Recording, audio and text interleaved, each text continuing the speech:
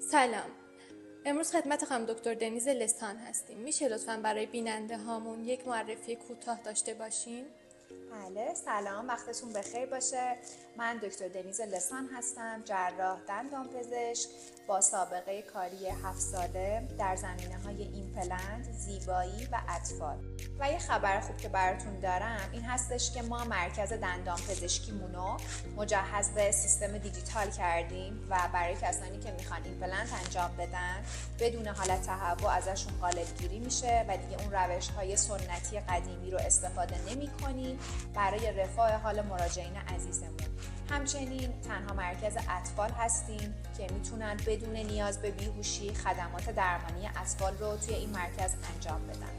و بهتون توصیه میکنم که حتما کانال یوتیوب ما رو داشته باشید و ما رو حتما سابسکرایب بکنید چون خبرهای جدید و مصاحبه های جذابی در راه هست.